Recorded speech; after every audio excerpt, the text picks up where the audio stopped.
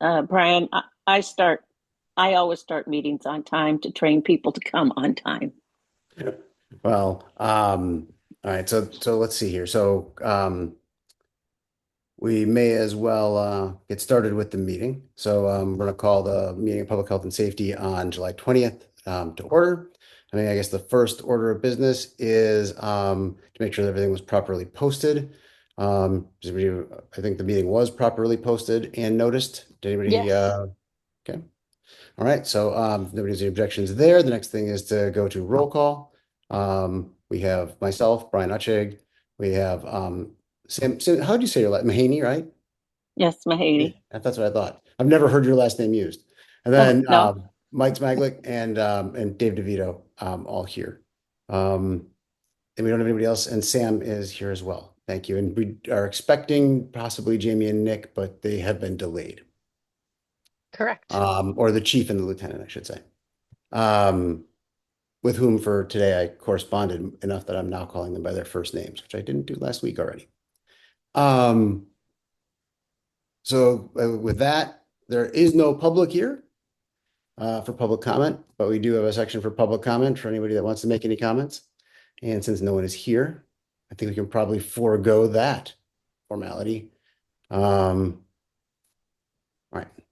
So let's see here. I am going to, with that, I'm just gonna, so I'll premise today with I did talk to Jamie on Friday, and she and I ran through, or the chief and I ran through an earlier version of what I'm going to show you guys today. The purpose of what we're going to run through today is essentially, I believe that we have a duty to be advocates as part of this committee. But I also believe that we have a duty to do some oversight. And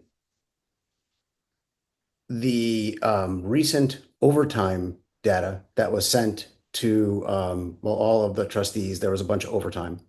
And that overtime made its way around. So everybody may have seen that or not, but overtime is quite high in the village. And specifically, it is predominantly police overtime that is driving that cost. And Brian Mooney in particular has expressed some interest in bringing that down, to his credit.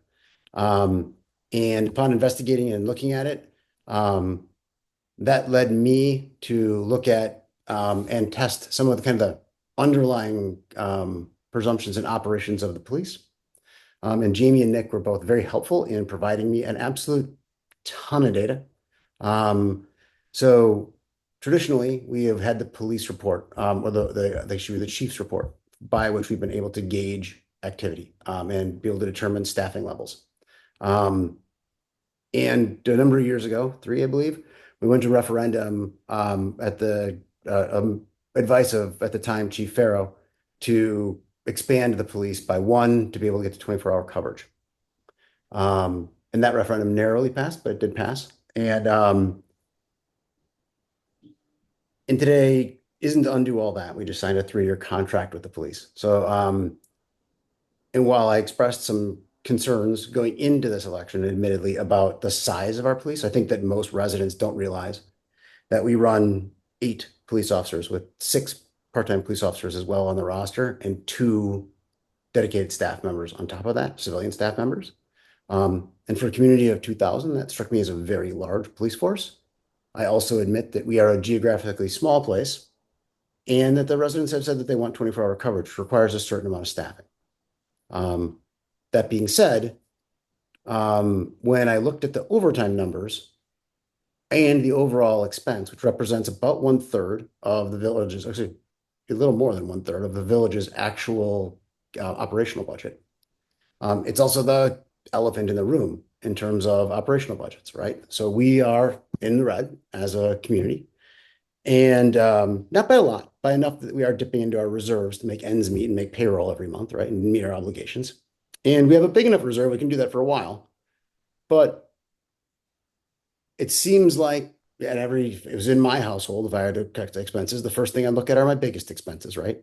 And I'm not suggesting even necessarily that that's what we do, but the overtime kind of made me think it might be time to do a deep dive. And that is what today it represents. So without further ado, I'm going to share my whole screen here because when I share PowerPoint, it doesn't work well if I don't do that with Zoom for one reason or another. And so I'm going to share my entire desktop, share, and I'm going to pop over here to PowerPoint presentation, and I'm going to start it. So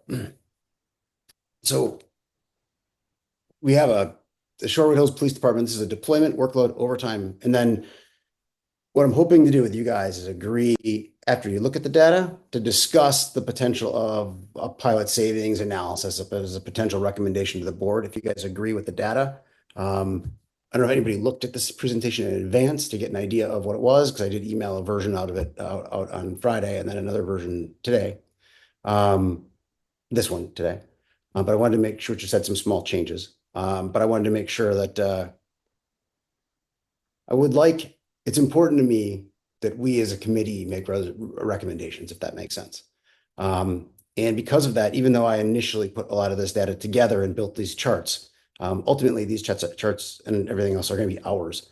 So I initially had my name on this, but I think that actually it should, when it's done, read the PHS committee if we all agree when this gets flushed out. So a couple of quick things.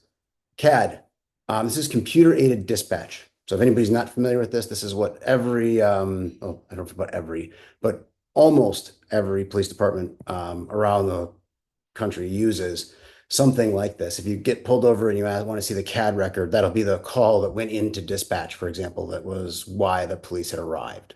So this is literally the dispatch system that is used for dispatching police. And it tracks what the call is and how long the call lasts and a whole bunch of data to give them metrics.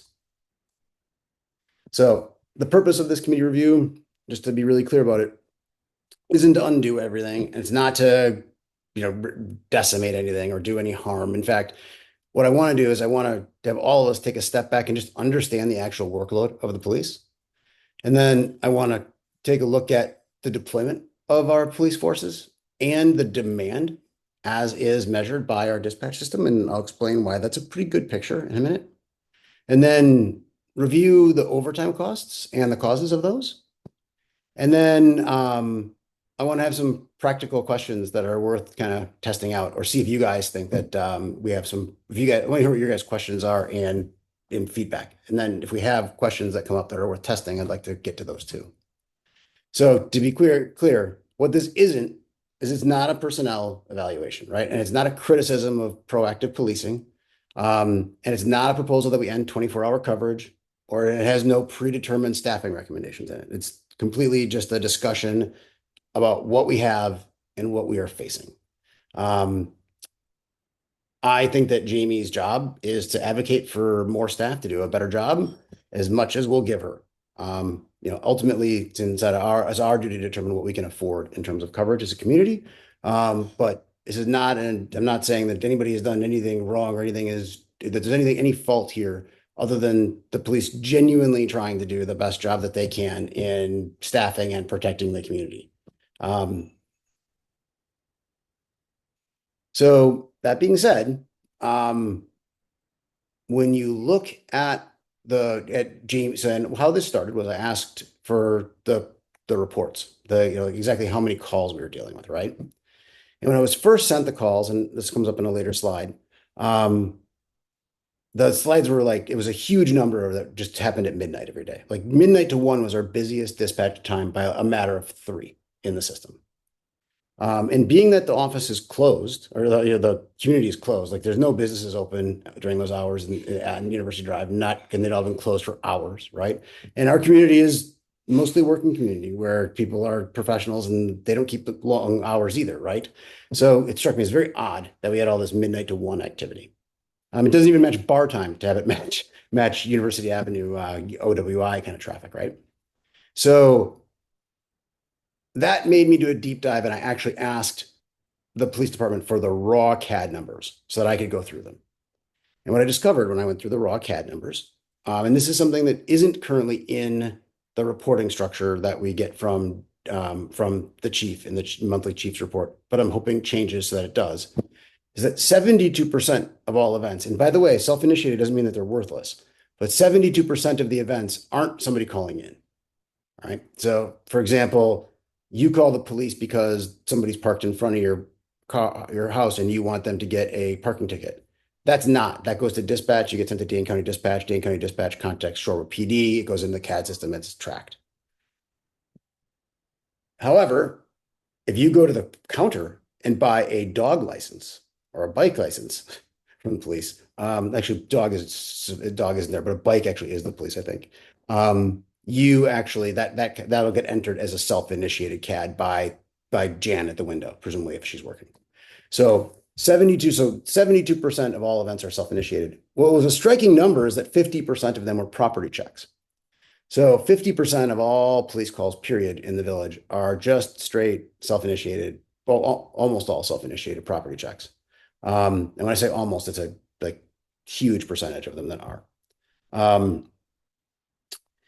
The actual amount of dispatch time between 7 to 3 a.m., which is our busiest time, is 9.5 hours. That's how many are during our busiest time of dispatch, or our heaviest staffed dispatch time, I should say.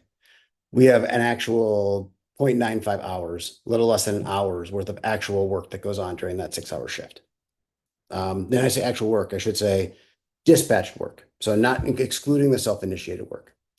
And the reason that I mentioned this was directly against that huge spike in numbers that came in at midnight. And then in addition, only 0.32, less than a third of a percent of those calls had multiple calls that happened at the same time, where there are two events. So the other thing that I want to mention in the summary is when I first looked at this, and when I looked at it as a civilian before, but I guess still am a civilian, but before I was elected and really had any kind of responsibility to look, when I looked at those police numbers, when I was running, it looked really like a large department. We have 4 command staff from a technical standpoint. A sergeant, a detective, a lieutenant, and a chief. And we have 4 regular police officers plus the part-time ones. And I didn't know how they were scheduled. I didn't know how they ran their patrols. And it turns out that that's not fair. Those aren't all command staff. They're all working.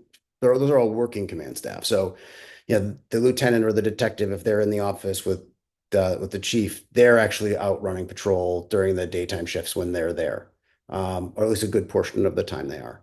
The same is true of the sergeant. The sergeant is not he's out in the field with staff most of the time during his shifts, from what I can tell. So the detective, other than the chief, and the chief does do coverage as well from time to time when it's necessary. But the rest of that command staff is still doing active patrol shifts, if that makes sense. So the command staff isn't as oversized. It's just that we have more staff shifted into a command bucket than you would see in most departments. And I'm guessing that part of that is to keep interest and for retention, so that folks are learning and developing other skills as they stay to stop them from leaving, right? At least that's my guess. So the central issue is deployment across the 3 schedules. And the sergeant has a power shift. So I'll show you guys all this in a minute, but this executive summary doesn't make sense without the rest of it, really, which is that now that I look at it, which is we have 1/3 of our coverage. Well, you'll see, but we're running, I'm going to skip this one and come back because I don't know how to explain it without going into the rest of the report.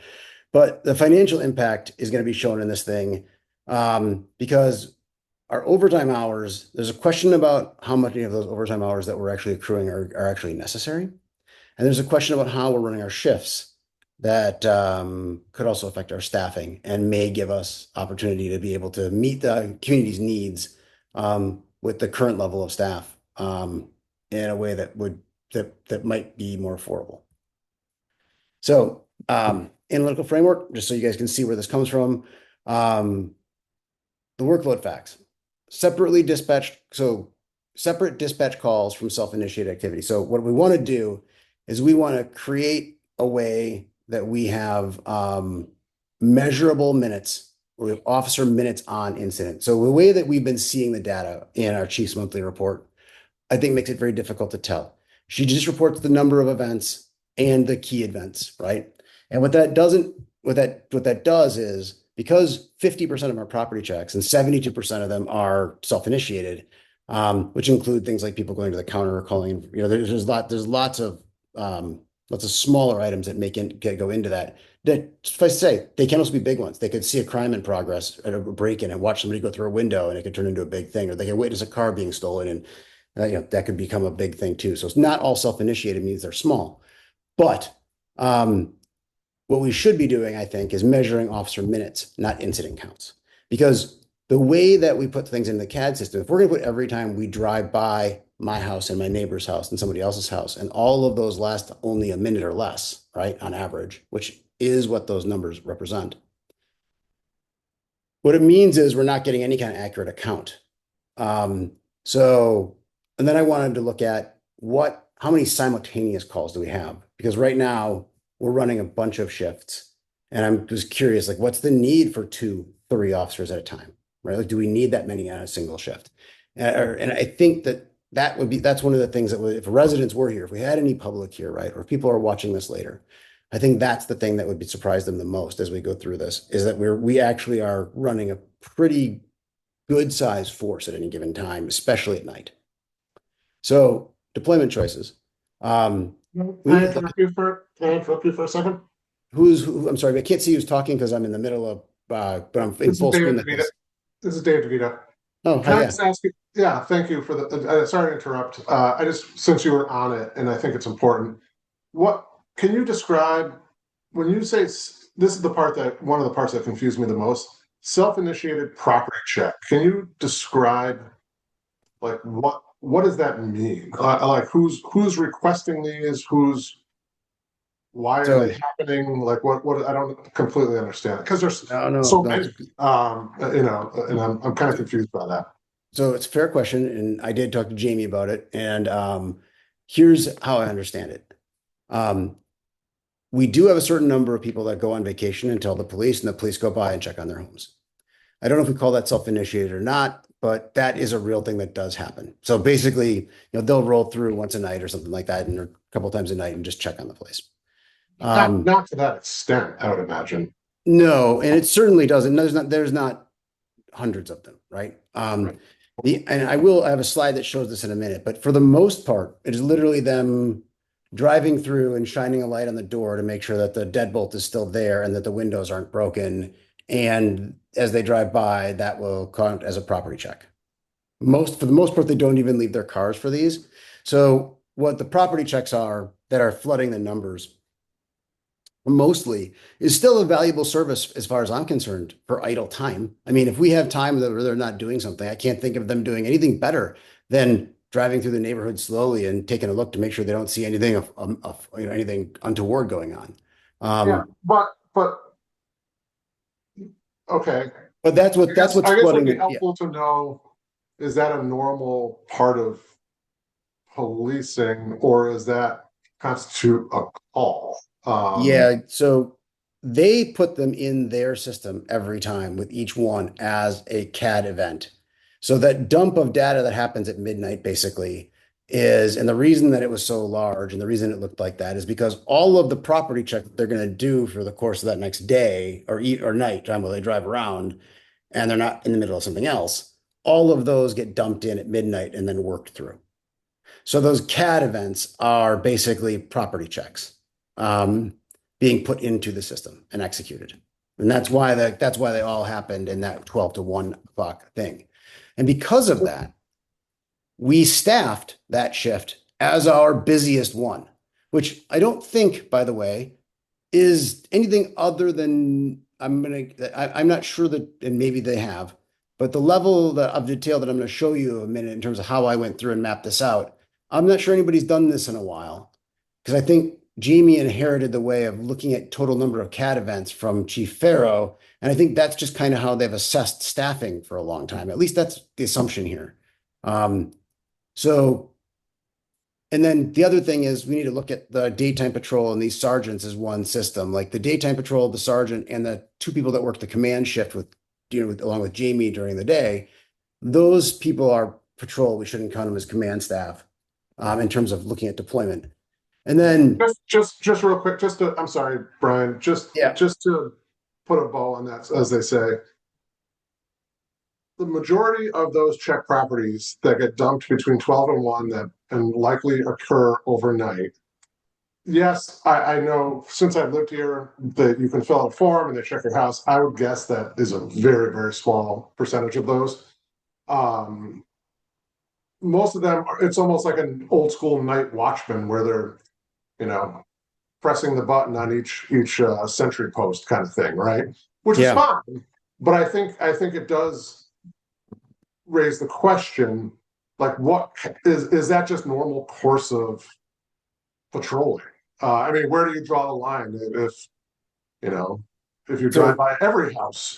Does that like it just? Yeah, and I it want to be does. clear that I think that type of categorization is bizarre. I'll just say that.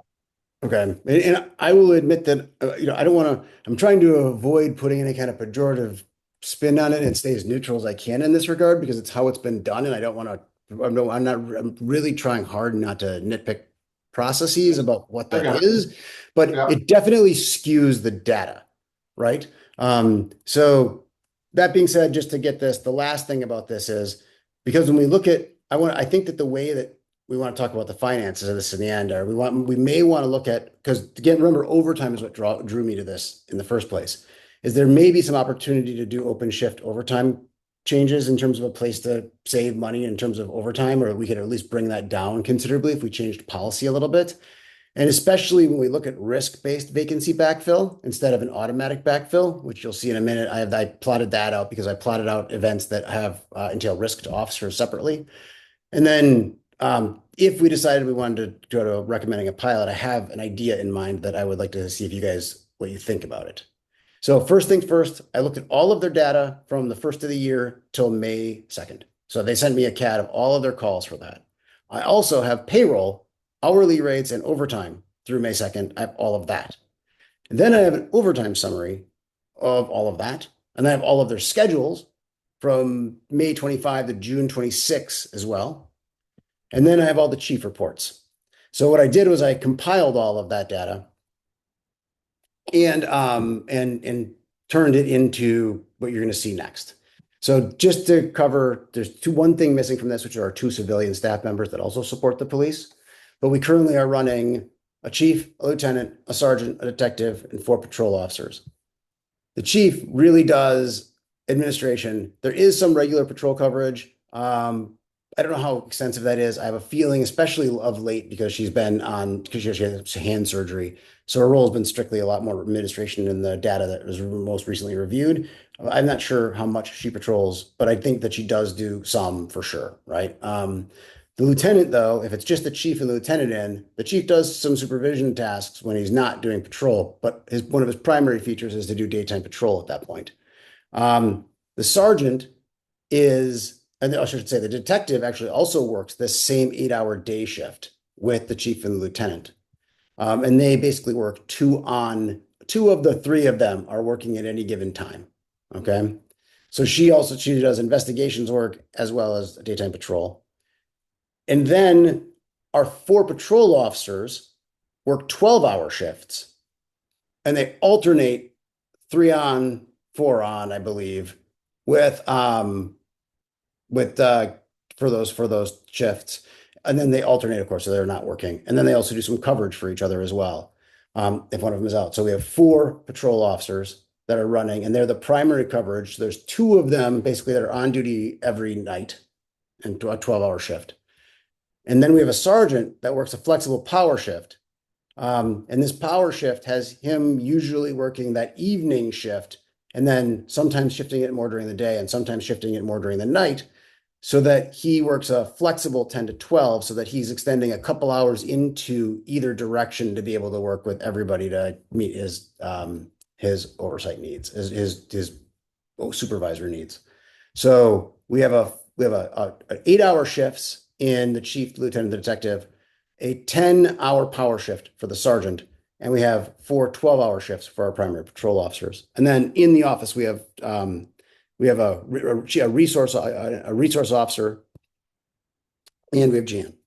So those are the two that aren't included in this. I'm sorry, I had it right here as the next slide. So we have these are their times, and this is what they look like. I have graphed it. So graphing it's better. So, and this is the part that I think that'll come as a surprise to a number of folks in the community. It certainly did to me looking at it for the first time. And it is that the staffing schedule during the day, as I mentioned, is mostly Jamie, actually the chief, the lieutenant, and the detective. And these three work these shifts with two of them there, one of them out in the field and one of them in the office, pretty much how that works. So maybe sometimes or both of them are out briefly if it's necessary or there's something going on. And then the office has the resource officer and Jan. So that's how our daytimes are covered. The sergeant also occasionally will dip backwards into this. All right. The sergeant, excuse me, I show him going this way in this, or he's staying to the end of the night. Sometimes he might shift his schedule this way a couple hours and then end here or here. So he's got a flexibility in terms of which direction he takes these 12 hours.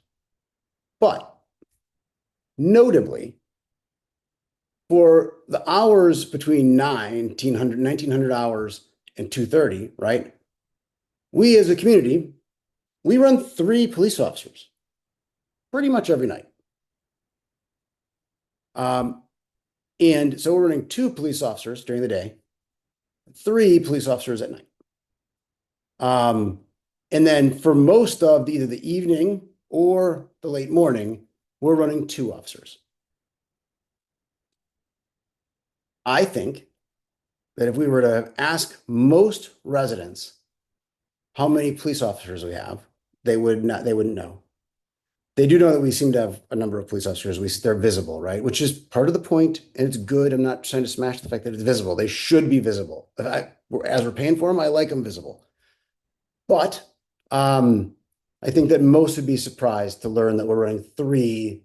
When we talked about it, we voted to get to 24-hour coverage, right?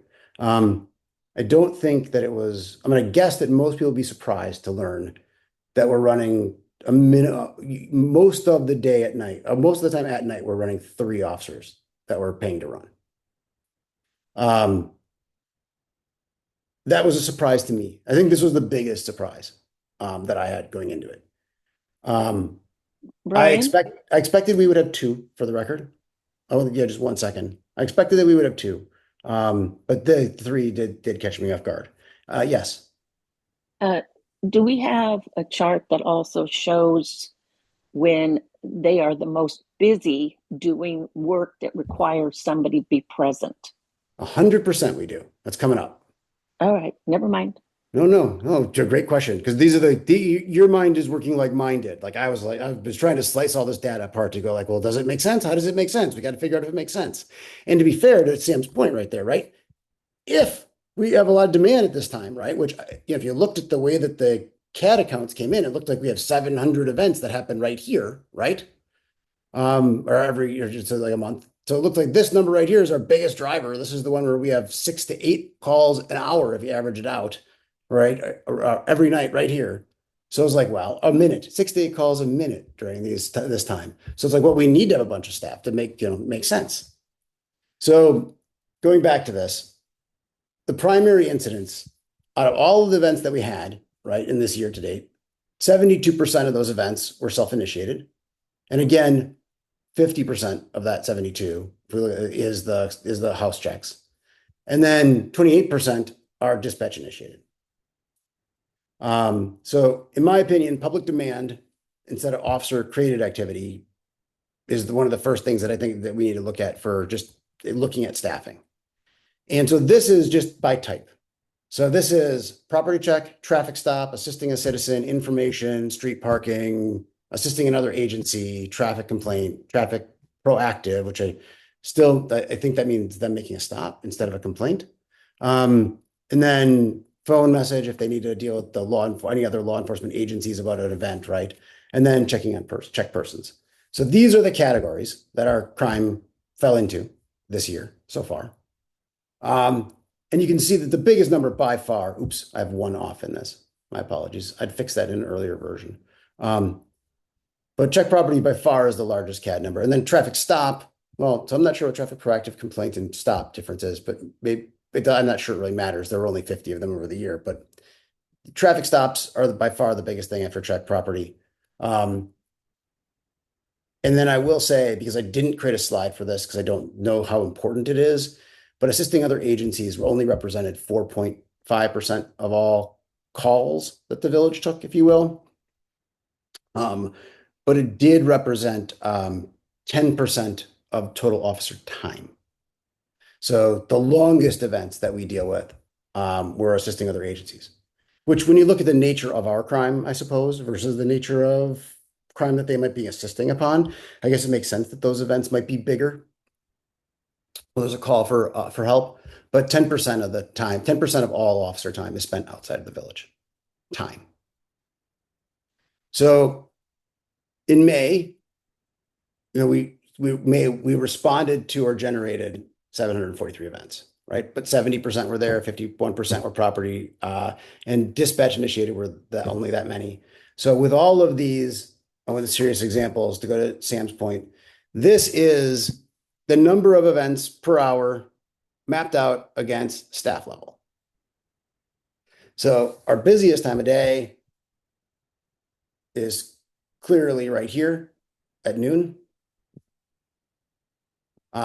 We have extremely low activity levels between 3 and 6. This is by far the lowest during the day.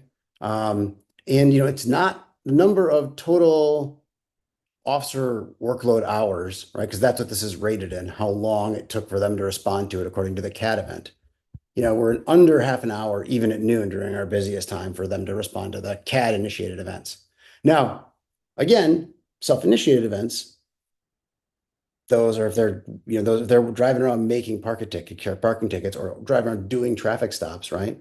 Well, traffic stops are in the CAD system.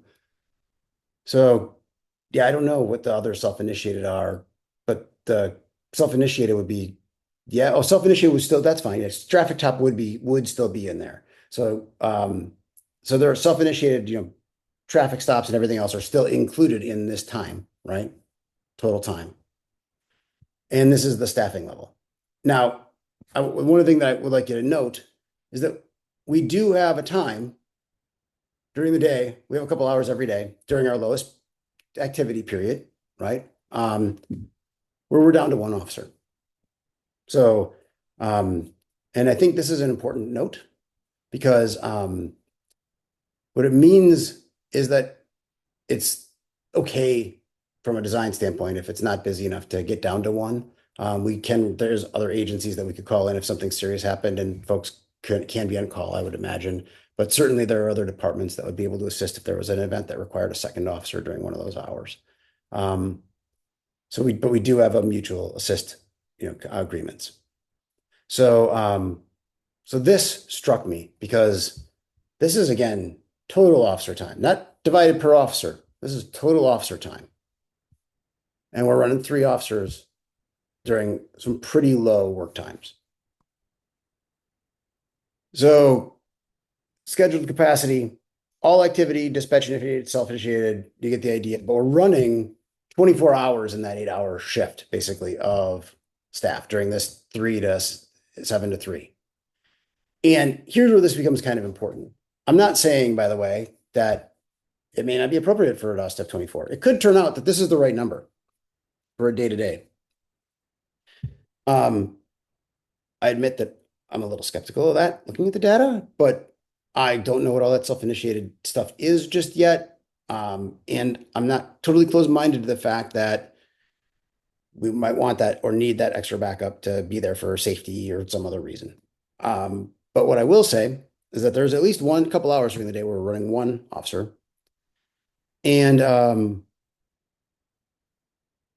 when we have 3 officers at night and one of them is sick, what do you think happens? Or one of them goes on vacation. What do you think we do? Anybody want to Get guess? someone to fill in. We fill that shift. No, So that's not true. that's not true? No, that's not true. Interesting. Is So that Nick? yes, Sorry, Nick, I can't see that. So yeah, I'd love to hear that. If that is not true, Yeah, I got a couple notes. I got a couple notes from the things you're talking about. Sorry, I was out on an accident. So I didn't know you arrived. Just popped back. Sorry, I didn't know you couldn't see me. No, So I'm hosting, so I can't see faces. the so if like let's say so a couple things. I got a couple notes here. The sergeant works 12-hour shifts, not 10. Jamie misspoke when she told you that the other day. Uh, Okay. he works an offset of the officers. So the officer's weekend is like Friday, Saturday with an 8-hour shift on Sunday. His weekend is like Thursday, Friday with an 8-hour shift on Saturday. So it offsets by a day. So he's not seeing the same officers every day. No, I Um, figured that he wasn't seeing the same officers every day. But is his shift basically this second? Is he working? Which shift is he working? Is he working, if it's a 12-hour shift, right? Is he working, is he working 7:30 to 7:30? he typically works 5 p.m. to 5 a.m. It all depends on kind of his schedule and the other needs he needs to do. Like he does all of our grants, he does all of our training. So if he has training during the day, he doesn't work as long at night, or he comes in later, or he kind of makes his week's work to 80 hours somehow. So if I can definitely change him to 5 to 5. I actually looked at the historical data, but because of the illnesses and the other stuff that's going Yeah. on, it was impossible for me to actually be able to determine Nick. Yeah, and right, and like when we sent the schedules yesterday, I mean, it's so hard to see. We've had such long gaps of time where we haven't been at full staffing like we are now. So I mean, even us looking back, right, and like when we sent these schedules yesterday, when officers leave, they're no longer on the schedule, so we can't even see what it looked like those Yep. months. It's just blank data on the schedule. 100%. I didn't include, by the way, that time from for this analysis. I actually made it ignore that, but we did. If I looked back to the start dates, because Jamie provided me them. Okay. Yeah, that's perfect. The other things were like when you talk about like the officer equivalent of workload, like Yeah, this one, yeah, this one right here. yeah, are you referring to like you're using the dispatch time, like the Yes, duration time that I sent you? Okay. yes. So that's fine. That's a way to we don't look at that specifically because like when we as supervisors don't look at that data because that is just the time that the officers are assigned to those calls. So like a good example is I got dispatched to an accident at 11:59 and I cleared at 12:20. It's going to show I was on the call for 20 minutes and I It doesn't was. include paperwork and the rest of the I stuff. still Okay, I'm have to following. do I still have Yep, to do an accident report. I still have to do any kind of follow up. So it doesn't include any of those things. So gotcha. some of these calls like they'll show like we were on a retail theft for a half an hour whereas it could take 4 hours to do any follow-up or any of the extra stuff that doesn't include court or any of the other if it gets assigned to an investigator. So using those metrics is is difficult for us to kind of comprehend because we don't use those metrics ourselves because we realize that the duration of that they're assigned to the call is not the entirety of the time that they're working on that call for service. That's fine. And so that is helpful. I'm sure that I can find some kind of FBI statistic on call to paperwork, Yeah. kind of an equivalency. Yep. I'm sure there's some standard by which we can gauge that. I will make sure to note that. That's an important thing. Yeah. And then there Um, was another slide you had on there with the calls for service. Uh, this one. yeah, that one. Nope, Nope. no, no. Sorry. That looks like it's the same. This one. Yeah. So just want everyone to understand that's not all of our calls. Like that's not all of the calls for service for this year. That is like the ones that have the largest count. Like we've responded to accidents and to thefts and to like disturbances. Those aren't listed on here. So like Why wouldn't there's those a be listed in the CADs? I thought they are oh, listed they in the weren't CAD. enough of them to make the statistical charting. Okay, Right. no, you're right about that. Okay, Yeah. fair. So I just don't want people to think that Hold on a like second. this is all we've responded to all year because that I know that's not true because I've been to calls that aren't those. So I just made a note to expand this chart to include all numbers down to one. Yeah, and it's going to be, I mean, we have so many different types of calls that it's going to be a long chart. No, that's actually a fair point. I actually note that from the other call report. So as soon as you say that, I see exactly what you're talking about. Okay. And I think that's, I mean, I got to So there. the other one, which I want to ask you to hold off on, is that after talking to Jamie and looking at your overtime numbers, right, it looks to me like we fill those shifts. So I Yes. want, Oh, right. let's delay that for a minute though, because we haven't gotten Okay. to the place where That's I'm fine. charting it yet. Yep. But if we're not, it's going to become important to know how that works. Yeah, that's fine. And then Sam, this is, I think, the question you were asking a minute ago, which is, how many of them are concurrent, right? And this is, so according to, now granted to Nick's point, if all that time doubles, let's say these numbers change some, right? But there's time where there isn't active dispatched events, right, that are in the CAD system, a good amount of it. Most of the time when folks are working on something, there's one active event. Only 0.32% of the time were there two active events. And in at least this calendar year to date, by the second, there was no time at which three CAD events were active simultaneously. So, and Does that account for the same calls? So I guess Yes, I'm trying to think about like how the data was, when I presented the data to you. Did it show like when there was three calls for like that, three officers were on the same call? so yes, so if It would have showed that. it would have showed that. Okay. So, so this means that we have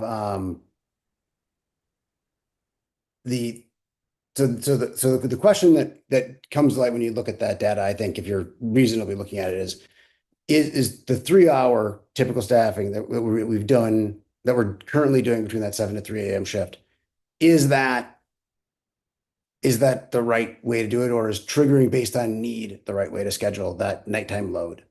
And is there another way to structure it? And so one of the ways that that if it were entirely up to me, looking at the data, I'm intensely curious how the police would feel about this and what they would say about moving to trying not running three officers at night every night, to moving to two as the baseline. And I'll just talk about why in a minute, but I think that this is a place where it seems like when we went to a referendum, and the reason was that we needed 24-hour coverage, that we're running way more than just 24-hour coverage here. And it might be that it's necessary coverage, and that there might be a great answer for it, Nick. But there is the question of, what would happen if it went away, and could that be something that could be tried, even just as a pilot, to see what happens to it? So can I explain how the shifts are, like when an open shift happens, like what the process is now? Yeah, because we're getting right to Okay. overtime drivers. So Yeah, just because sure, go for it. I think that there might be some miscommunication or misconception. Hold on, I'm sorry.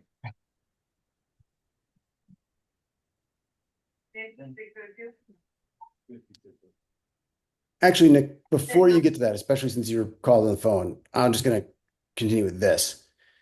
So these are the categories by which overtime was paid. So the single largest thing that we pay it for is, quote, open shift coverage, right?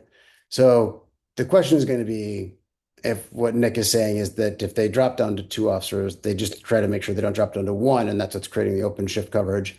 That would be one thing, but it would mean we have a lot of time where we have two officers out. Yeah. Um, So I got dispatched to another accident. So, oh, strangely you need to enough. run? So let me try to explain this really quickly. So when an officer calls in, uses PTO, let's just say that's for if they are sick, vacation, holiday, Yep. whatever, their comp time, all the things. Which you all should have. Yeah, Totally. we're going to call it PTO. Yep. So if like today, if second shift called out or was off for whatever reason, and the sergeant was working, so he was assigned to his power shift, he would move into that shift, Yep. move into the power shift. We're not staffing that with overtime. He moves into that shift. Same with night shift, as long as he's assigned to those days. What about vacation versus sick? Doesn't matter.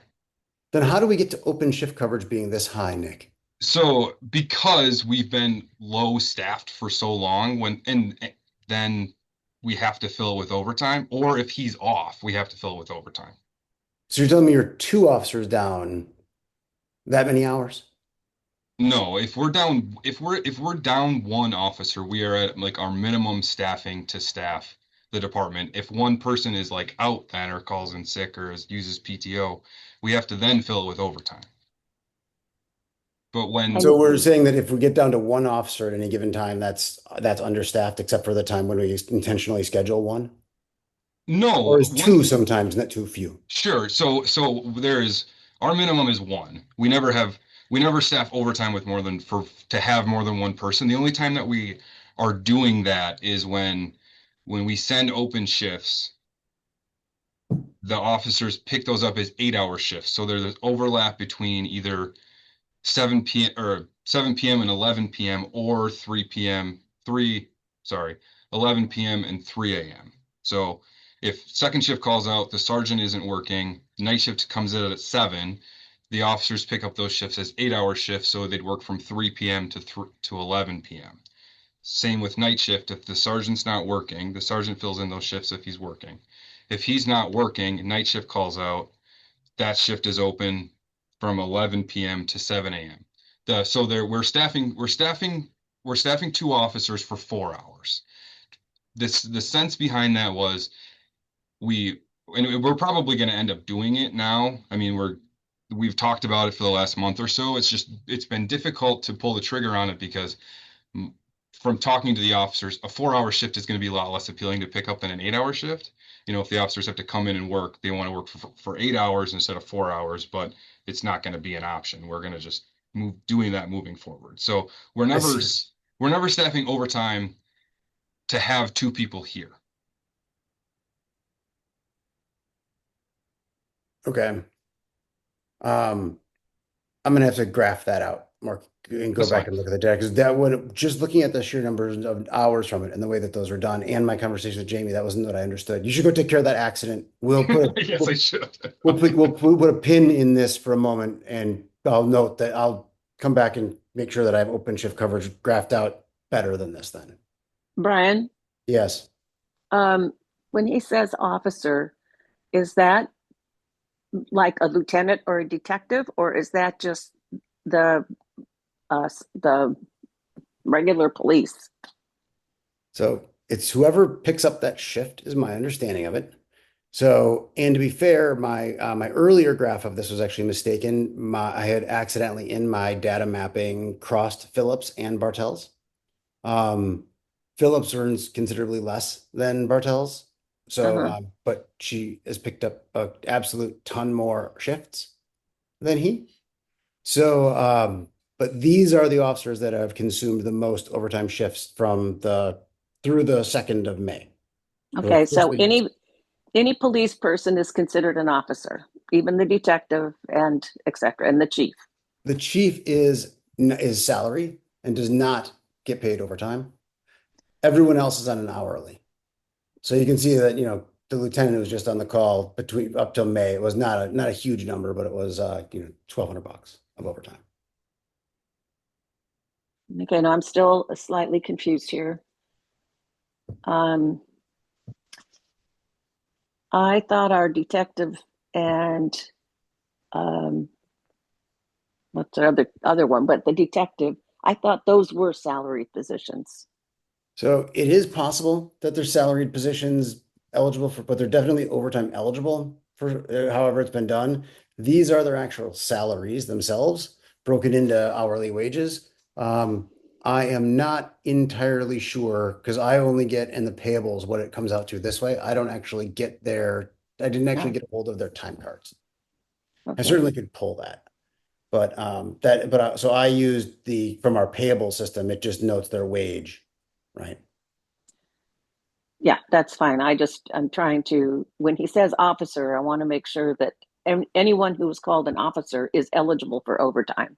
Except for the chief, I believe. See, that's not what I thought, but that's fine. I I mean, mean, the chief can't get overtime. I know that. right, but the rest of them have been paid overtime, Yeah, I right? see So that they have indeed. so Yes, so they must be eligible for it. yes. Hmm. Um, So, and these are the hourly rates, just to give you an idea. So, as I mentioned before, Officer Phillips, she's pulling a lot of hours. He's working half as many hours to get close in terms of total overtime hours. Yeah. This is in dollars, not in time. In time, she's skying everybody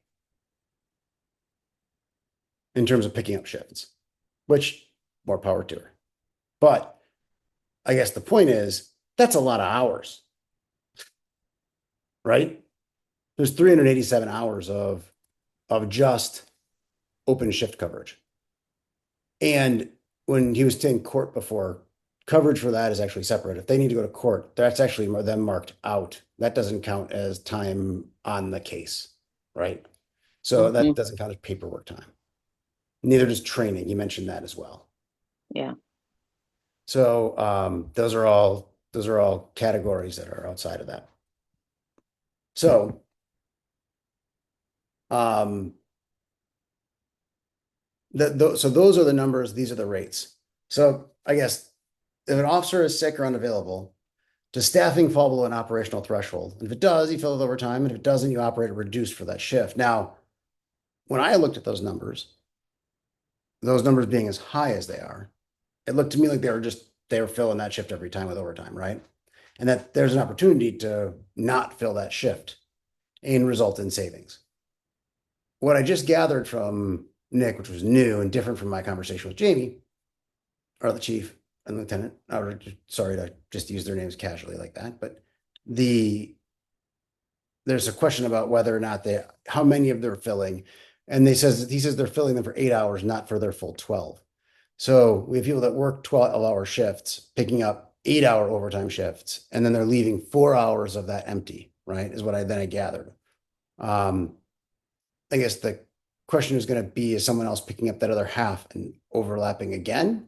Is that why it's happening? So the question is, what are those overlaps? Because they're not doing because we're running these 12-hour shifts, if they're only filling with 8, that does leave a reduced capacity on the other side. But it still seems like, to go back to this diagram here, right? We have to be down 2 officers at night to be down to more than 1. I don't see how, even in this scenario, right? Only during these hours, right? Would it be necessary? And then you would just call the sergeant in early, I would think, and then leave this person at night and have 2 then to have 2 sections of the day that are not busy, where you have a single officer. So the question is, how is that all?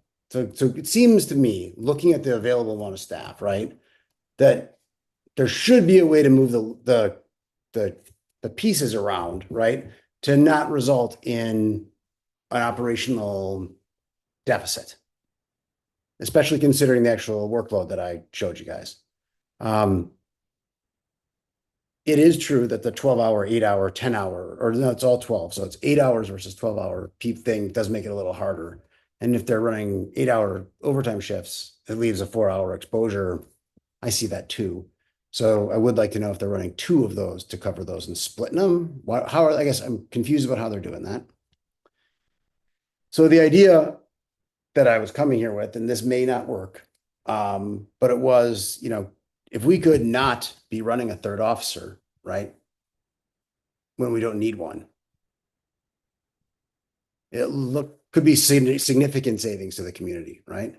And this is a 90-day evaluation. So keep in mind, all of these numbers would be times 4, right? In order to be able to get there. Our village has $150,000 deficit.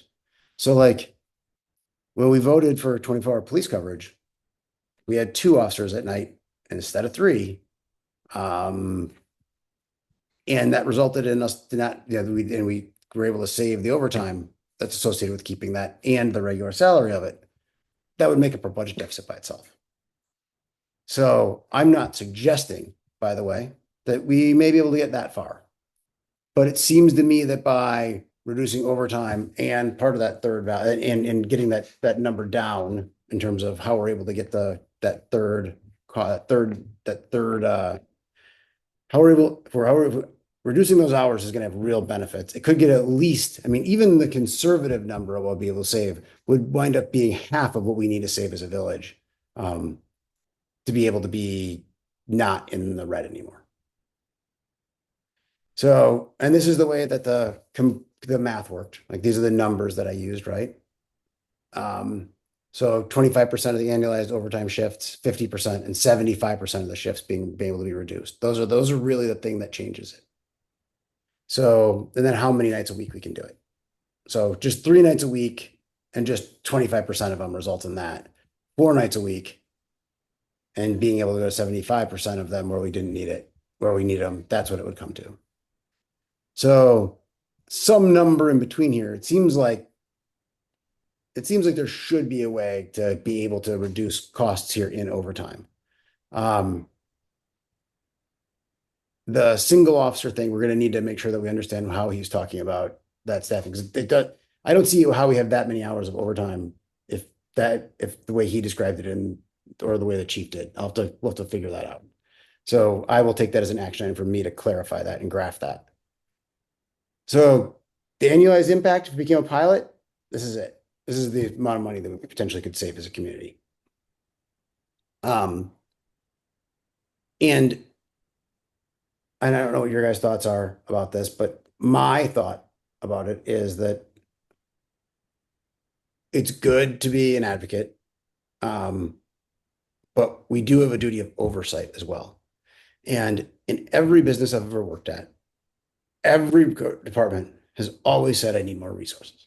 It always happens. We can't get it done. We need more people we need to do more. We need to take more percent. Like that is all that driver comes from every department. I don't think I ever had a department tell me that we need to reduce our budget. Wait a minute. I've been told many times to reduce my budget. Yeah, oh no, other people have told you to reduce your budget, but I'm saying I've never had one come up to me saying we need less. Yeah, I know. So, and I don't see that anybody has actually looked at this data before outside of the police. So when I looked at Police Pharaoh's letter, or I looked at the last board, when I looked at everything I could find, right? And I never saw that anybody did what we just did, which is go through the CAD numbers, calls, go through the data. Like this is just something that is not, this community has done no 100% advocacy, taking what Chief Pharaoh said, saying we needed more, and Jamie, and we've never actually looked at the data ourselves, right? And it may be that everything is perfect and hunky-dory and we've ended up in exactly the right spot. But my assumption is, because if nobody watches the hen house, right, that we may have more than we need. And I would bet any money that if we show this to the people that are in the community that have been here for a long time, and we were to say, these are how many officers we're running at our optimum staffing levels, that they would say, what?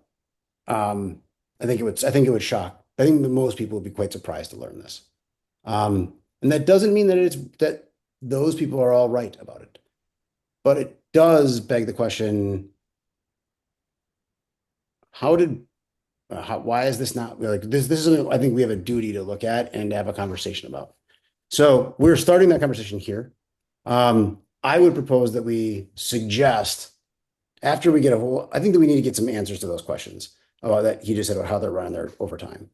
But what is clear, right? And this is kind of important because I don't know how many of you watched the personnel committee, but the personnel committee made the assumption that we were only paying for, like if you looked at our overtime is, let's just say it's $15,000 because it's time and a half. The extra cost of the village was $5,000 because we would have been paying the $10,000 that was the regular wage at time and a half. It's the half that is the amount that matters. And that's the number that they came up with through some cocktail napkin math. But when you look at this data, what's very clear is that those officers are off, right? They are literally as open shift coverages because they are on vacation, they are on PTO for some reason, and they are paid time off. These people are being paid. So we are paying time and a half on top of that wage. So that assumption that came from personnel, that it is only the half that we need to be worried about, and that those overtime numbers that were presented out of the reporting system were only the different, were only 1/3 of it really mattered, if you will, or it was an overage that the village wasn't budgeting for, not just patently not true, at least in the case of the police, and the police are by far the single largest driver overtime. And it's because if you work in an office and you're out for the day or the week, right? Your coworkers cover your calls, and when you get back, you're busy. Like that's just how vacation works. But if you're a police officer and you're running a shift, or you're a doctor and you're an emergency room surgeon or whatever, there's certain jobs that like someone has to be there if it's not you, right? And the question is, at what level, right? When someone's out because they're on vacation or they're sick or whatever it is, at what level? And are we staffing to that level, or are we staffing to a higher one? In order for us to be staffing to one, it seems very unlikely that we have that many hours to me. So I'm going to redraw that, and I'll circulate that to this group so we can discuss that. I'd like to do that rather quickly. I'll try to get it done yet today. But I would like to make sure that officer safety events and backup requests and mutual aid are all counted, right? I want to make sure that we're looking at response time. I think we should include paperwork time, by the way. I will get an FBI statistic number and add that in. That's a really good point from Nick. Priority call handling and complaints. And then for dispatch minutes and self-administration, so we want to make sure we get all the workload calls, and then we want to include paperwork time. And then cost, that open shift overtime, the holdover overtime where they're held longer, and then the court call-in overtime. Like, I don't know exactly, we'll separate those costs and what we could save. And then the real question is, which nights and hours do we really require a third officer, right? And I think that even if the police department is dead set against that, right? In terms of how they feel. I would want to know why. And but I think that's the hard question that needs to come out of this. And I expect them to advocate for it, right? But as a community, I think that they're a third of our total budget. And if we didn't look at this and ask the hard questions, I don't think we're doing our job to the community for oversight to make sure that we don't have a department that's just simply continuing to consume resources. What's the word I'm looking for? Automatically, or there's a term for this where it just continues to snowball. Anyways, Brian, one last thing on this. When you are putting this forward, it seems to me that as a resident, I would want to know, when is the village vulnerable? And I'm not seeing that we're vulnerable in the middle of the night. And so why do we have 3 officers?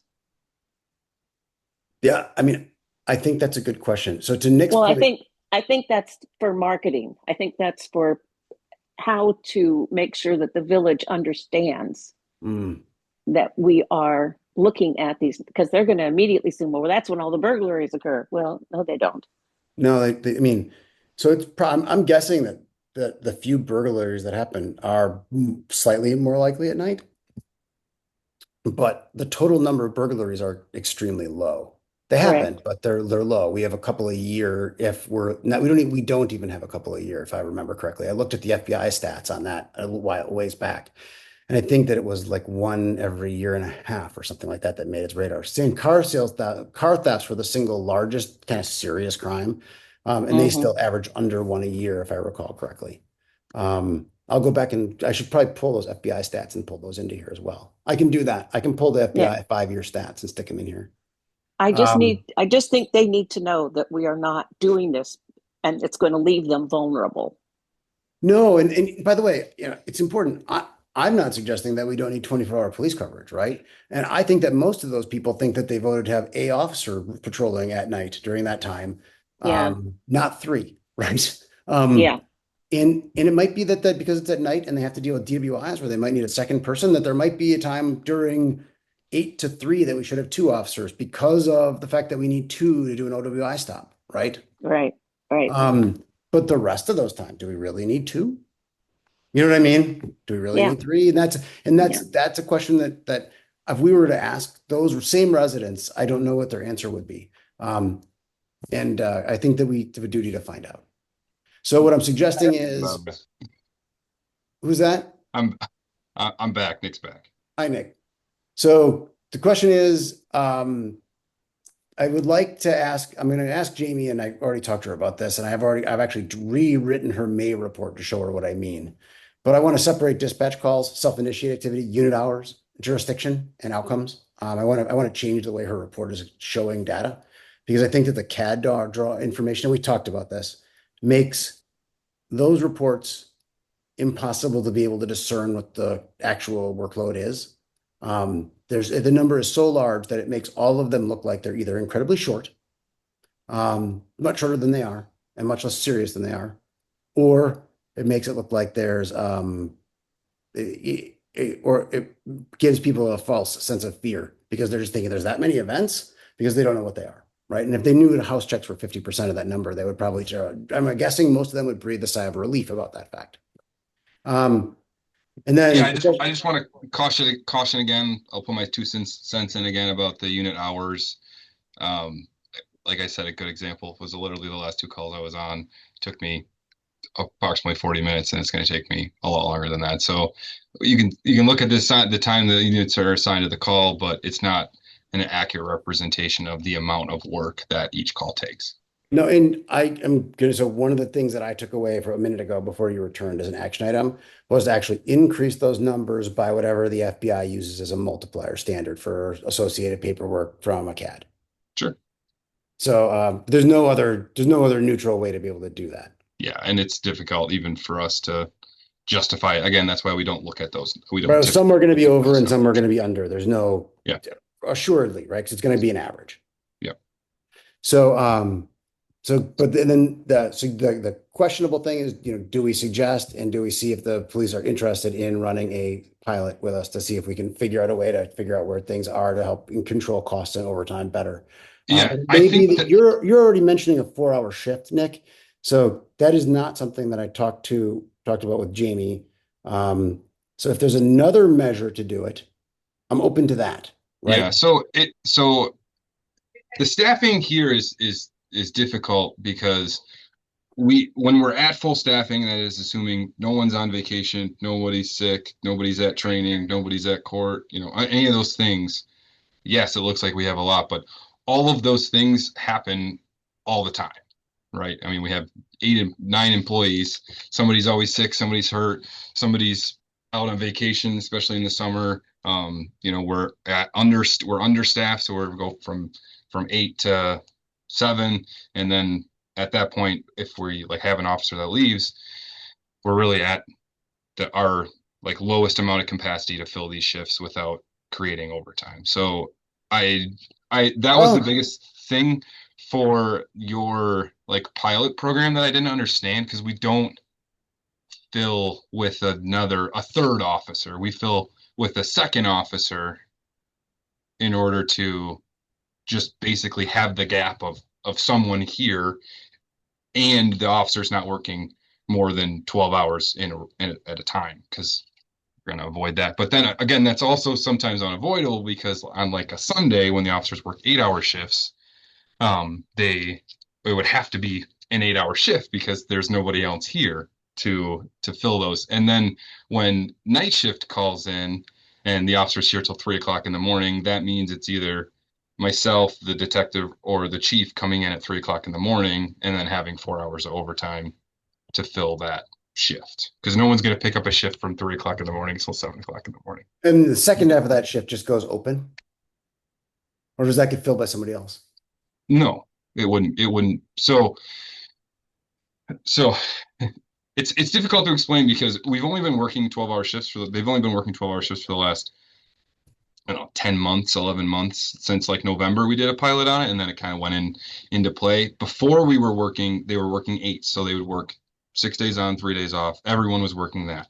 We would have 2 officers assigned a second shift, so 3 days they'd be by themselves, 3 days they'd be with another officer the whole time during their shift, and 3 days they would be off, and then it would rotate. Same for all 3 shifts. The sergeant was still working a power shift. That was me at the time. And that would overlap those 2 shifts to have extra coverage for the event that things like this happen. Like when people are off, or they're on training, or they're go to court, those kind of things. We moved to 12-hour shifts because it was essentially the same. We were getting the same benefit staffing wise that we were with 8-hour shifts, with the officer's preference of being able to be off every other weekend, having shorter work weeks, more, essentially more time off and less, because working 6 days in a row, working 8-hour shifts and then being off for 3 days is difficult, right? That's a Yep. shift. Yeah, that's a shift that policing has historically done, and pretty much everywhere is switching to either tens where they work a strange variety of 5-4, 5-4, 5-3 kind of rotation, and then or 12s, which is your it's like 2-2-2-2-3, 2-3. It's so you work 2 days, you're off for 2 days, you work 2 days, you're off for 2 days, you work 3 days, you're off for 3 days, or whatever it is. Dude, I've managed staff on multiple shifts before. I get it. Yeah. So Okay. it's just difficult for me to explain how this works because Yeah, when but we're at I got you. But okay. these are solvable problems. It's not some kind of esoteric science that it can't be gotten to the bottom of, right? Sure. So, The difficulty I have is that when we're talking about getting rid of something that we either already do, or like to reduce it even more would be we would have to fire someone. Like when we're at full staffing, everything's copacetic, everything's fine. When we drop below, that's when things move around and we're still fine. If we go below that, we're not fine. so, and I don't want to take this, we're already over where I wanted to be time-wise, Nick, but I am curious about this. So, for example, right here, there are three officers that are on duty during this Mhm. block, right? And let's say this one shifts the other way, it doesn't really matter, right? Yeah. There's three officers during this block.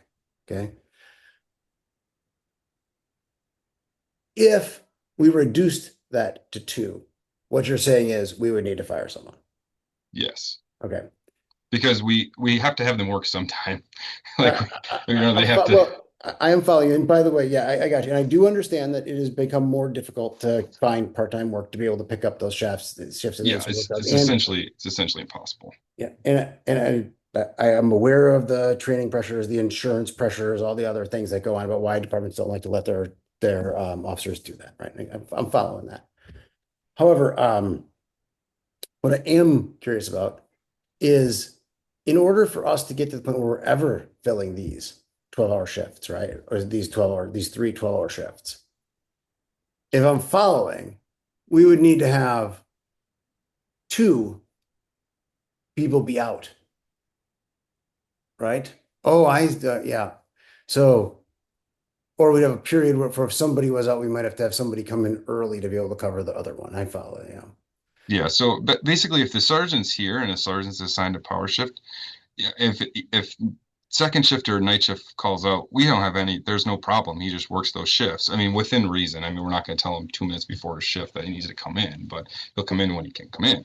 So your And 8-hour shifts combined with your 12-hour shifts is making it impossible for you to have shifts without overlap. So this is a problem of design with multiple shifts. yeah, I mean, but if we all worked 12s, we would have even more overlap. Yep, I'm following that. And then when there wasn't a way for us to work 12s for the detective and I to work 12s. And I mean, the other thing we have to look at here is that we have historically worked 8s, so getting people to switch to 12s is going to be difficult. The detective doesn't necessarily want to work a 12-hour shift from 5 o'clock in the morning until 5 o'clock at night. Neither do I. My wife wouldn't appreciate that. But I understand. so those are the things we have to look at when we look at changing those shifts. But we're still gonna have the same problems Dude, with this is overtime. yeah, I got you. And I get that Brian just signed that contract with you guys. But this is the kind of thing that if I had been on the other side of that, would have been questions that would have come up. And I think that we neglected to ask you guys. Because when you design a system that intentionally leaves 4 hours of gap that are uncovered on either side, right? Or multiple hours that are uncovered on either side, you create a situation by which you have to maintain staffing levels that are higher than necessary to meet it and also even be able to backfill it.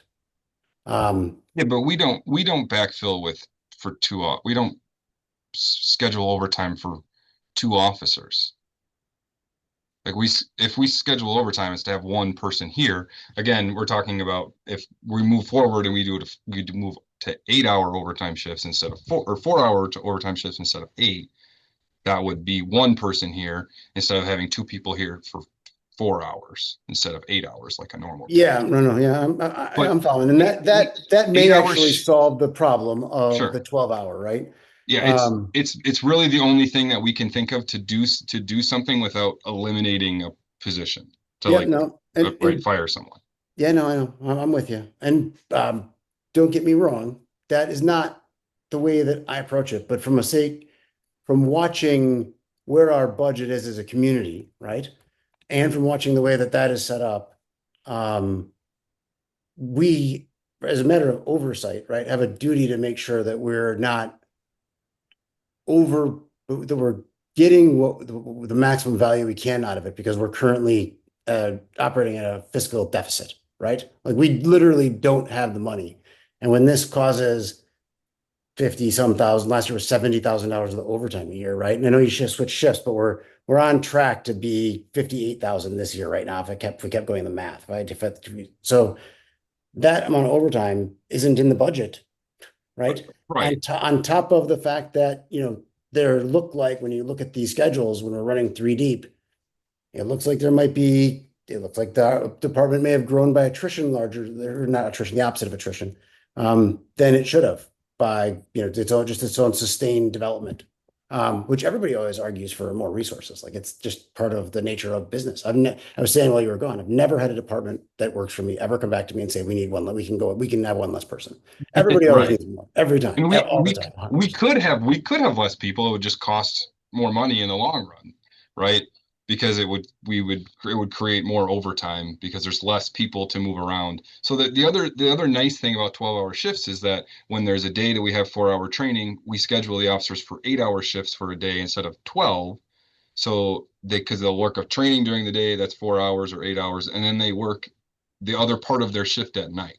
So that was the other benefit to from going from 8 to 12s is that that's part of the contract is that we can flex their schedule to fill in for training without creating overtime.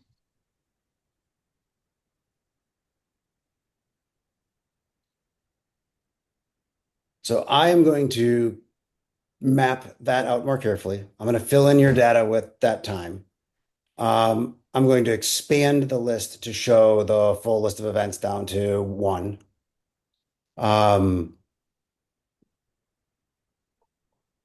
What do you think? So we currently don't have, we only have we don't have overtime reasons in the coding other than the ones that I gave. How hard would it be to determine overtime coding reasons? Is that an easy Yes. thing to do or a hard thing?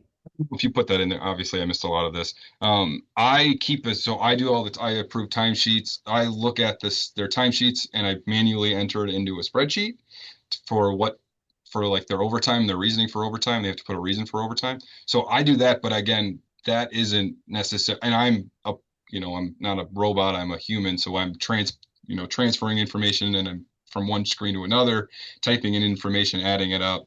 So that's going to be the best representation of how the overtime is being used, but it's not going to be like down to the cent exactly the same. I don't think we need down to the cent. Yeah. Is it possible? Could I trouble you to share that with me so that I can code it out? I thought that she did send that to you.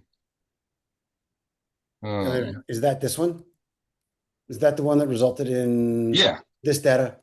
Okay. Yes. It doesn't define open shift coverage. So it doesn't say it doesn't say a sick vacation. It doesn't say, I thought maybe that's what you meant. And maybe we don't care.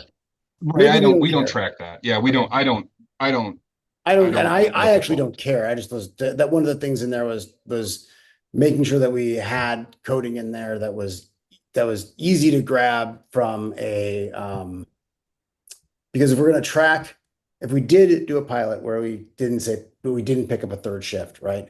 The reason we actually did pick up the shift needs to make sure that it's captured. But if what you're saying is that we already don't cover, well, still don't quite follow what you're saying. If patroller B calls in sick, right? Yeah. Do we call in overtime? If the sergeant is working, no. Okay.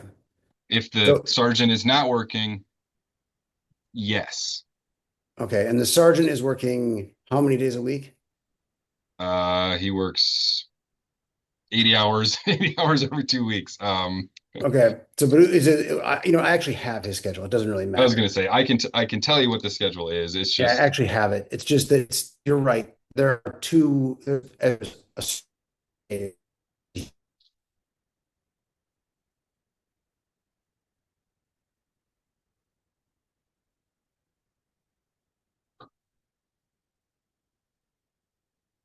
somebody froze.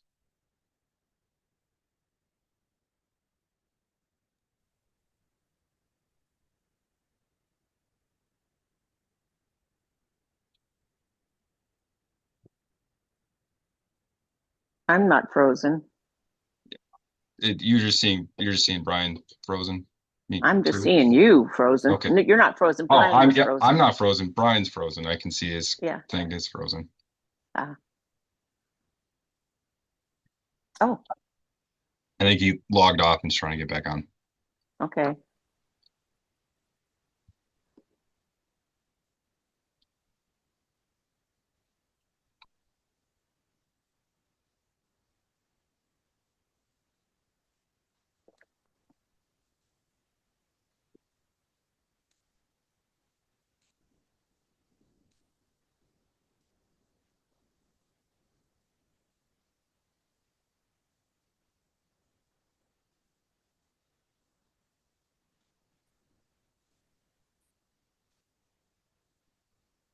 Sam, are you listening?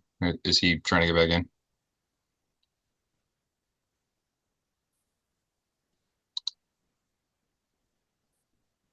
And you're speaking to Sam in the office and not me, Sam. Yeah, sorry. Yeah.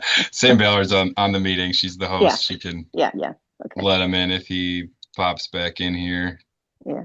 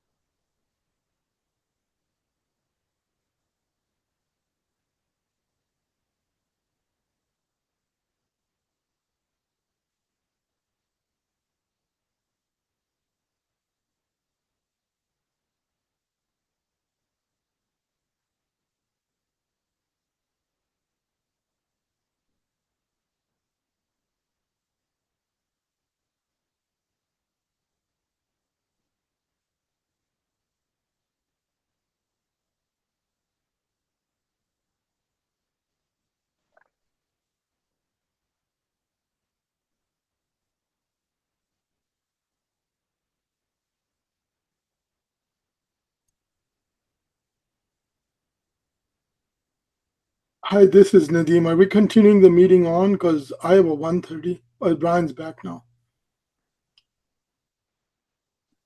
But he's on mute.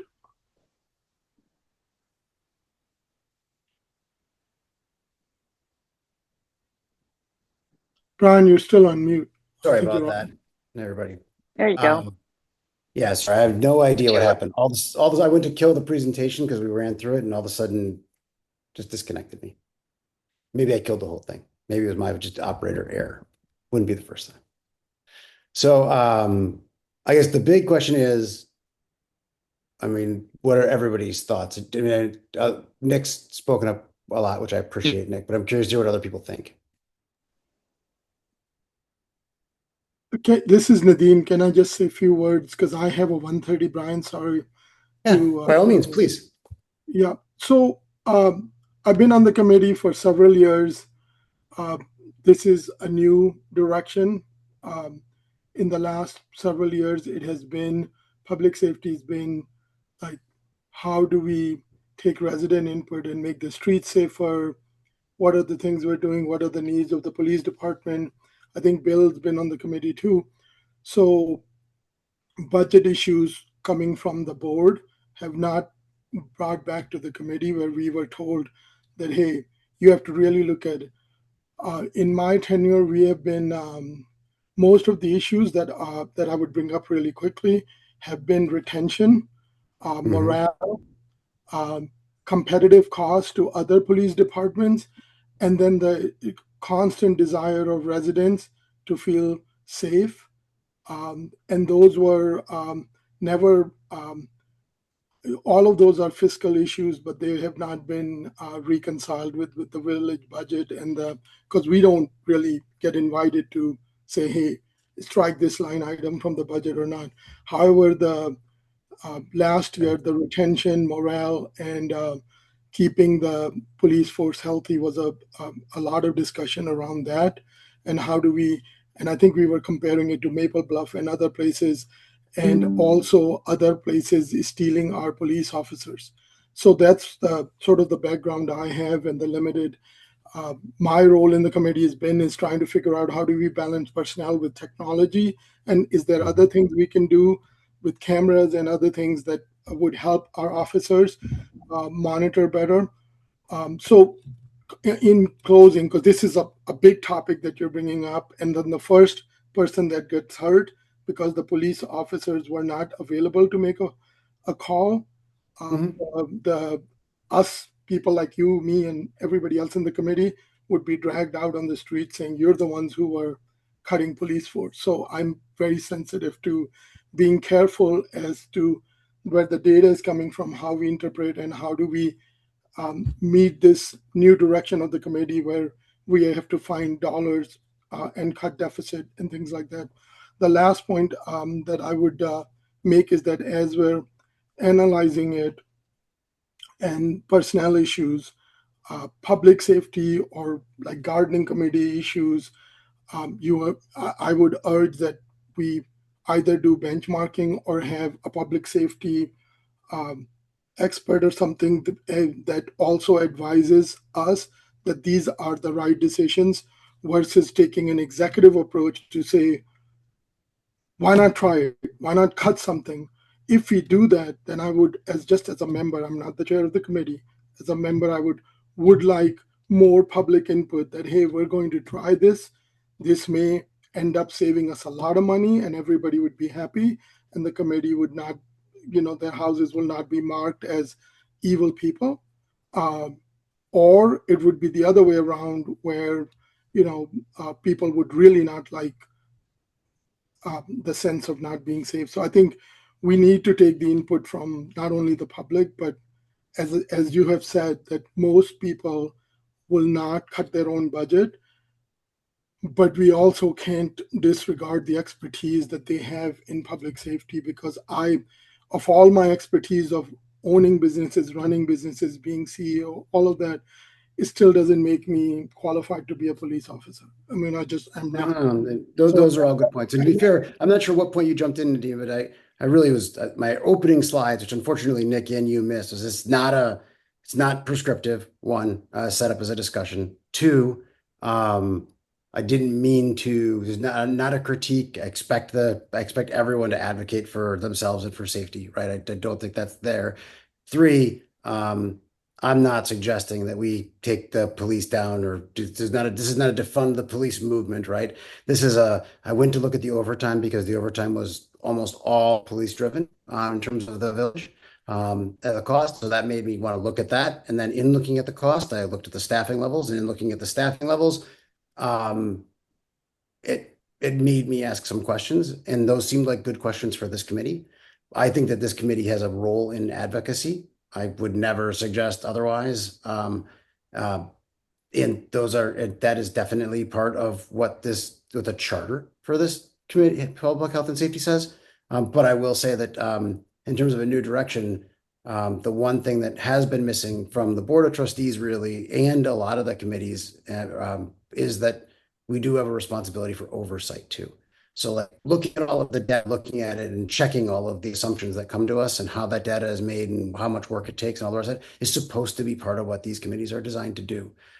So it might mean nothing about evil people is intended. I think of this and asking these kinds of questions as our job to make sure that we are getting the most dollar for our taxes that we can while not compromising public safety, Nadeem. So just to be clear, I'm not suggesting that this has to happen because we don't have the money. We're a wealthy community that could choose to fund nearly anything, right? But we do have a. Mm.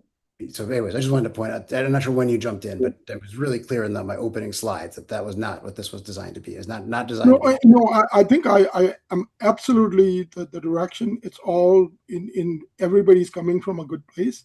I just think that if we come to a vote on something that wholesale implements some wholesale change, I would like from as I mean, there are two options. I can leave the committee, which is also not a big, there could be somebody else step in, or the other one would be where we have a consensus from the police chief and yourself and the committee members. I mean, I did talk to Jamie prior to this on Friday and ran through another version of this and actually And then the amended a good residents, portion of the the data problem based on page, and What was that? Shorewood ends up just taking the and Shorewood ends up taking like the middle of the road. So I like all of the things that have been said and all from all the sides. I just want to make sure that if and when we are assigning actions or taking votes, we would have to take input. So as a member, I can give you the best vote I can, right? So No. And by the way, I'm open to having a consultant come and look at the data or whatever the case may be, if that's where we all decide to go. I think that is something that definitely is a choice. I will say this committee, this village pays consultants all the time. And we pay more than $250,000 of the consulting fees, and I've not seen tremendous value from those consultants. But agreed on that. Yeah, that's not what the sometimes, like, I mean, I remember when we were talking about disaster recovery or coming up with massive public safety plans or some we've tried to copy and paste from other villages and other places, but it ends up being that you have to go outside because you're touching so many different laws and regulations, and none of the people on the committee are experts at it. The last thing, and I apologize, this ended up being longer than because I haven't been part of this particular meeting, and I did not know that so much of the conversation would be on the budget. But what I would suggest is that you're doing the work and the investigation and all of the reconciliation. Perhaps more meetings with the police chief and the officers, and if you want additional members to be with you on that, to try to figure out if the target is to cut $70,000, how do we cooperatively get the two sides, the department side and the oversight side together to try to say what are the top 5 things we can do. One of them may be overtime, but certainly for me to vote on anything, I would be very concerned about making a singular decision in a vacuum. So before you leave, I just want to make sure this is designed to be a first discussion. The overtime one is only to feed the overtime discussion. This is a conversation for us to open a topic that I expect will be one that we regularly visit for a while. It's not one that is expected to be enacted upon immediately. The police just they're 1 year or not even a full year into a 3-year contract, Nadeem. So I don't expect that this is to be designed to be a fast conversation, but I think it's a conversation that has been not part of the village's discourse, where they saw and were presented data about what it is we have for our police force in an objective way. And I want to make sure that we all know what it is that we're buying and what it is that we're funding and how it is that that's running. And I don't think that, like, if you were looking at the slides about how schedules work and how calls come in and what time of days they come in, I don't think that's data that this committee's ever looked at before. And I'm not suggesting that we just need to throw the baby out with the bathwater, or that we're going to have a slide defund the police next week or next year or ever. I'm simply suggesting. Oh, no, understood. I don't want to single. I mean, this is all I'm saying is it's been like 3 years. We've had a different role, and it's good that we want to look at things. And I'm also, it's one of those things that statistically, if we say village has no crime, but at the same time we say, well, is that the reason because we have very good policing, or is that not crime because we just live in utopia? So No, I think no. that's a statistical fallacy when we say It's a we have statistical no reality, and the statistical reality is police are reactive, not proactive. So be mindful about thinking about that way. I appreciate the point of view, and that this is Yep. why we must have a clear direction of, because there's always going to be people that do not want the policing, and then there's always residents that want maximum protection from police. And it Yep. is very important for us as a committee to try to take all sides in and then try to make the most informed decision. Because I can easily elect somebody or appoint somebody on a committee, and I'm not elected, I'm not on, that absolutely will be in favor of defunding the police. We have residents in the village that do not look at police as a necessary part of this community. If they, and I know those people, they are my neighbors and they're friends. And then there are people that really feel sleep better because of Shorewood Police Department. As a committee, I have tried very hard to not take one or the other. We just have to take the data, like Brian's suggesting, and try to bring the parties together and see. And again, I am one vote and what I can vote for, and I will vote my conscience one way or the other. I would expect nothing more. And by the way, I know that this group has come from all position of advocacy coming in, right? Like that's what has been happening for a long time, and that's been good. We needed advocacy, and the police deserve advocacy. But at the same token, it is also our job to conduct this basic oversight. And I'm not trying to suggest that we're even necessarily changing direction, right? But I don't know if this is data that any of us have ever looked at. I certainly hadn't looked at it. And I didn't think anybody else historically ever had. And I think that it needs to become part of our discussion so that we really have a good picture of what it is that the department is doing and the work that they're doing and how it's categorized and how it's reported and what makes it out to the community so that we know and they know what it is that we are buying, right? 100% agreed. Thank you so much for your time, and thanks for leading a very good discussion. Thank you. I am sorry I have to drop And if you off. need to go, please, thank you for speaking out. Thank you. Bill or William, you guys have both been quiet this whole time. I'm curious, your thoughts. Well, my first thoughts are that M&I Bank or Bank of America and I were having an argument at noon, so sorry I got in late. Fair. Having been on the department, I have a lot more thoughts, but I think we really need to look at not only the hours, but what are some of the more basic rules that the police have to follow in terms of employment? Mm-hmm. Not that we are asking, but it's just common rules of police work. There are some really good reasons to have two officers on at a time. There are. And I think that I would look at the need for that as a possibility, occasionally at least,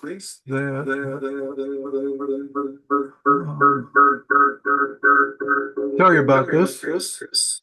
So I don't know why. So do you have two devices going? Do you have a phone and a computer going? No. Interesting.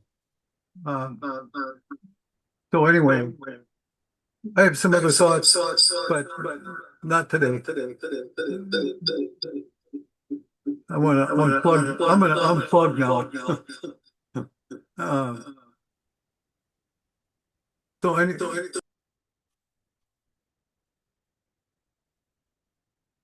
Yeah, I wonder if we should look at all the other places the village is spending money. And share it. Brian, you're muted now. By the way, Sam, I think it might be your second one. You're on twice.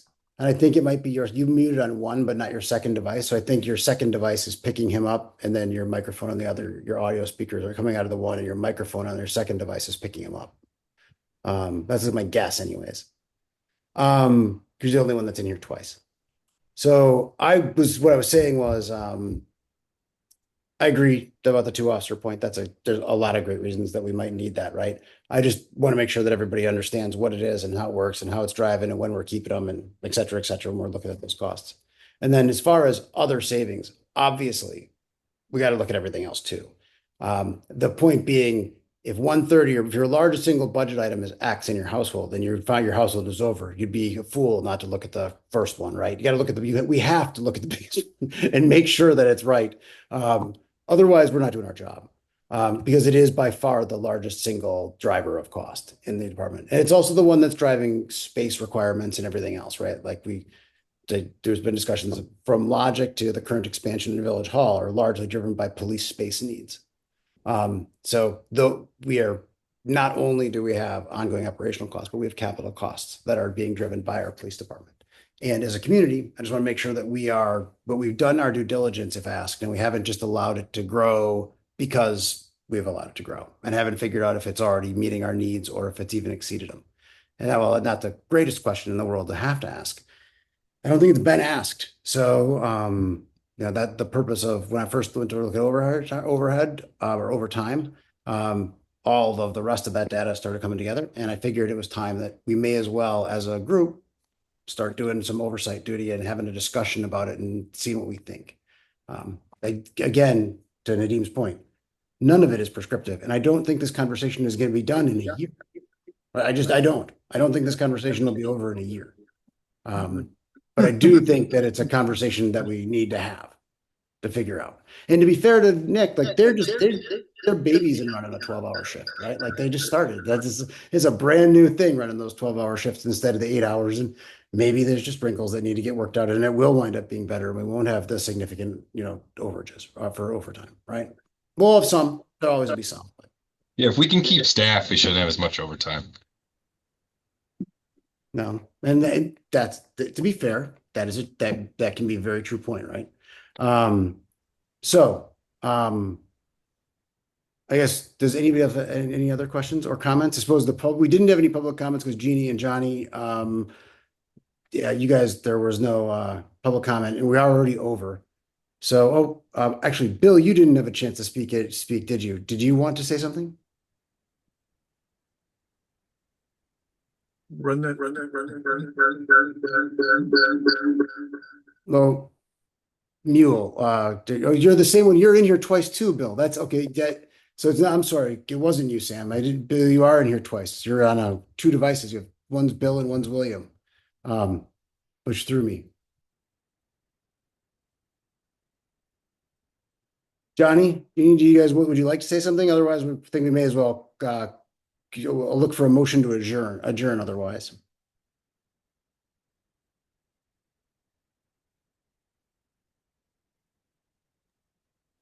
I just want to say that this is well overdue and a great job that you were doing, Brian. Thank you, Sam. All right, you want to make a motion to adjourn? I can't make it. Okay, I'm making a motion to adjourn. All right. Second. All right. Everybody have a great day. Thanks for coming in the middle of your work day. I appreciate it.